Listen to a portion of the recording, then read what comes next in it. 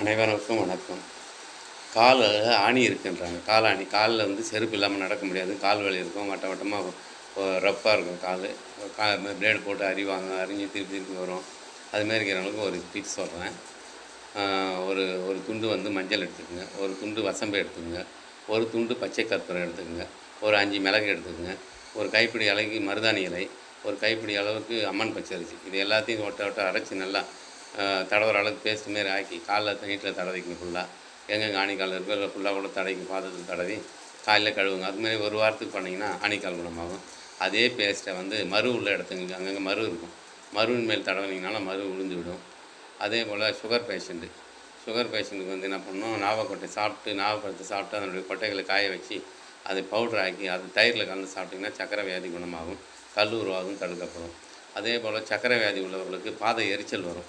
அவங்களுக்கு வந்து வாழைப்பூவை பருப்பில் சேர்த்து சமைச்சு சாப்பிட்டு வந்தீங்கன்னா கூடிய சீக்கிரம் அந்த பாத எரிச்சல் குணமாகும், அல்சர் குணமாகும். அதே போல் கேன்சர் உருவாகுறதுக்கு திராட்சையினுடைய விதைகள் சாப்பிட்டிங்கன்னா கேன்சர் செல் உருவாகுது தடுக்கப்படும், கேன்சர் குணமாகும். அதே போல் வில்வம் பழத்தை எடுத்து ஓட்டை உடச்சி அதனுடைய சதைப்பகுதி எடுக்கணும். நாரெல்லாம் எடுத்துகிட்டு விதையை எடுத்துகிட்டு அந்த சதைப்பகுதியை எடுத்து பனவெல்லம் சேர்த்து சாப்பிட்டு வந்தீங்கன்னா கேன்சர் உருவாகுது தடுக்கப்படும்.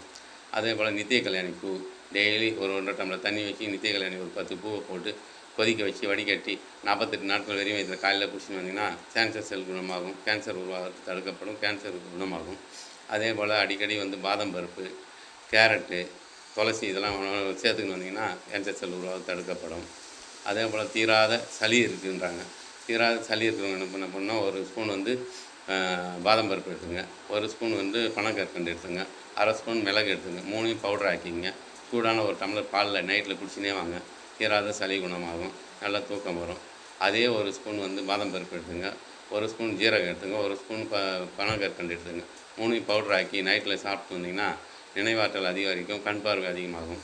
அதே போல் காளான் வந்து சைவ உணவு. அது காளானை வந்து உணவில் அடிக்கடி சேர்த்துன்னு வந்தீங்கன்னா காது கேட்காதவர்களுக்கு காதுக்கு கேட்கும் திறன் உண்டாகும். அதே போல் குழந்தைங்களுக்கு வந்து வயிறு வலி, செரிமான பிரச்சனை வரும் குழந்தைங்களுக்கு. அவங்களுக்கு வந்து வெற்றிலை, துளசி சம அளவு எடுத்துக்கங்க. அது சாறு பிசைஞ்சு எடுத்துகிட்டு தேன் கலந்து கொடுத்துட்டு வந்தீங்கன்னா செரிமான பிரச்சனையும் குறையும், வயிற்று வலியும் குணமாகும். அதே போல் அடிபட்டு தழும்பு இருக்கும் சில பேருக்கு, கொஞ்சம் அசிங்கமாக இருக்குன்னுவாங்க மூஞ்சியில், காலில், கை காலில். அதுக்கு அரசம்பட்டை, ஆலம்பட்டை 2ம் பவுடர் ஆக்கி தேங்காய் பாலில் வந்து பசையாக்கி நைட்டில் தடவி காலையில் குளிச்சுட்டு வந்தீங்கன்னா, அதே போல் ஒரு வாரம் தடவி வந்தீங்கன்னா அந்த வடுவு மறைஞ்சி விடும். காயம்பட்ட இடம், வடுவு அந்த எல்லாமே மறைஞ்சி விடும். நன்றி, வணக்கம்.